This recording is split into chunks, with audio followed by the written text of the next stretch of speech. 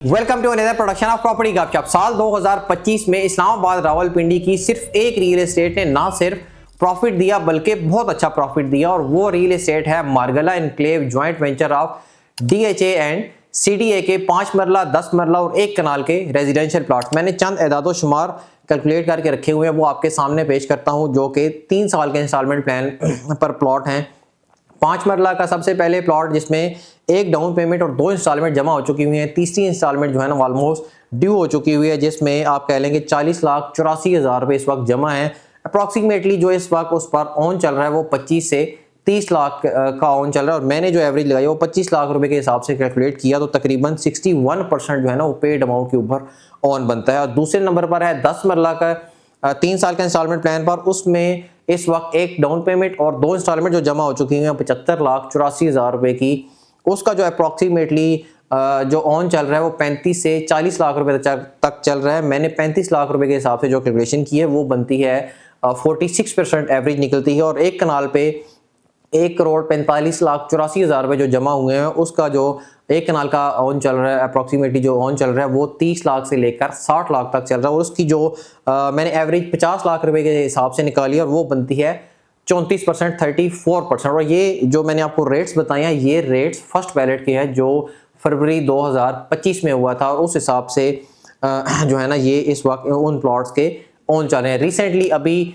Second ballot हुआ जिसमें first ballot की निस्बत थोड़े रेट्स ज़्यादा हैं, उस पर जो एवरेज ऑन इस वक्त चल रहा है वो 5 मरला पर तकरीबन 2 लाख के अप्रॉक्सीमेटली 10 मरला पर 3 से 3.5 लाख और कनाल पर 5 लाख के प्लस माइनस का ऑन इस वक्त जो है ना वो एवरेज एक प्लॉट पर चल रहा है। हमें ऐसा लगता था कि मार्गला इनक्लेव जो है ना वो इतना अच्छा परफॉर्म नहीं कर पाएगा, क्योंकि इसकी जो फर्स्ट बैलेट हुआ था इसकी बुकिंग प्राइस जो है ना वो बेस प्राइस वो बहुत ज़्यादा थी, और उसके ऊपर टैक्सेस का एक बहुत बड़ा कह लें कि भरमार थी। आपको सबसे पहले तो बुकिंग प्राइस पर 3% FPR टैक्स पे करना पड़ता था, और उसी के साथ साथ जो सबसे बड़ी मौत नज़र आती थी वो ये कि आपको बुकिंग प्राइस के साथ साथ FED फेडरल एक्साइज ड्यूटी भी पे करनी पड़ती थी। और तकरीबन 3 आप कह लें कि बुकिंग प्राइस अगर 1 कनाल के प्लॉट की जो है ना वो 5 करोड़ रुपया, उसका 6% आप टैक्स पे कर देते हो 30 लाख रुपया तो ये बन जाता था। तो इस तरह के जो प्लॉट्स होते हैं उन पे हमेशा रेट्स उस वक्त बनता है कि जब ट्रेड होती है, और ट्रेड उस वक्त होती है जब आपको ट्रांसफ़र चार्जेस नहीं पड़ते, आपके लिए ट्रांसफ़र फ्री होती है। इसमें ट्रांसफ़र फ्री नहीं थी, हमने भी कोशिश की थी कि ट्रांसफ़र फ्री हो जाए, फ्री जो है ना वो नहीं हो सकी।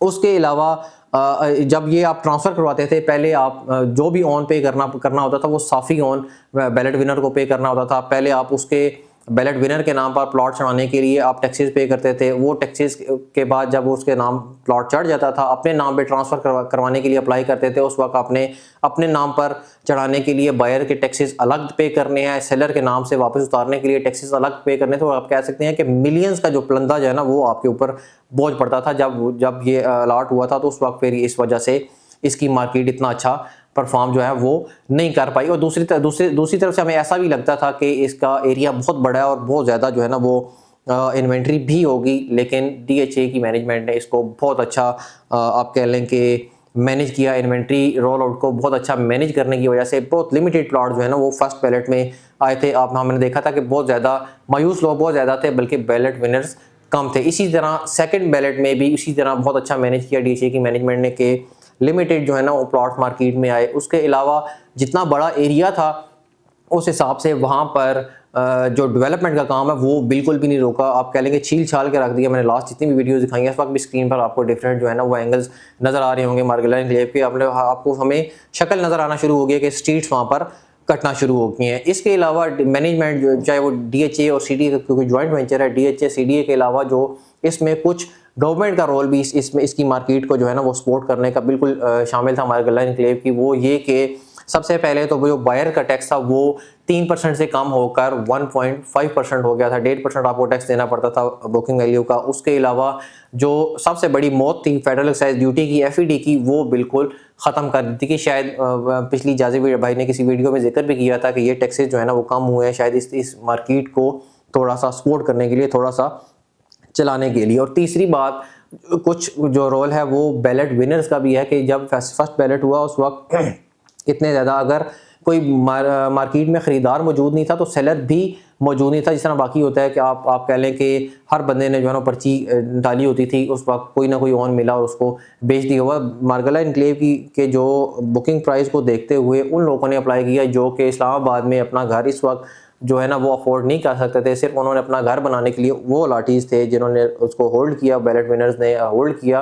वो अलाटीज़ थे जिन्होंने आने वाले टाइम पे अपना वहाँ पर घर बनाना था, ना कि वो लोग जिन्होंने एक इंस्टॉलमेंट के बाद या 2 इंस्टॉलमेंट के बाद बेच देना था। वो लोग इसमें मार्गला इनक्लेव की मार्केट में मौजूद नहीं थे। इसी तरह की जो सेकंड बैलेट की मार्केट है वो भी इसी तरह चलती रहेगी रफ्ता रफ्ता जो है ना। जिस तरह फर्स्ट बैलेट ने बाद में आके परफॉर्म किया, इसी तरह सेकंड बैलेट का भी जो है ना वो बाद में आके परफॉर्म करेगी। जैसे ही सेकंड बैलेट का नाम आता गया मार्केट में, इसका रेट आए, उस वक्त फर्स्ट बैलेट के जो है ना वो ऑन जो है ना वो बेहतरी की तरफ जाना शुरू हो गया। और इसी तरह हम देखेंगे कि मार्गला इनक्लेव की मार्केट जो है ना वो हमेशा बेहतरी की तरफ ही रफ्ता रफ्ता जाती रहेगी। इंशाल्लाह आपके लिए ऐसी इन्फॉर्मेटिव वीडियोस हम बनाते रहेंगे। हमारे चैनल को सब्सक्राइब करें। Thank you very much.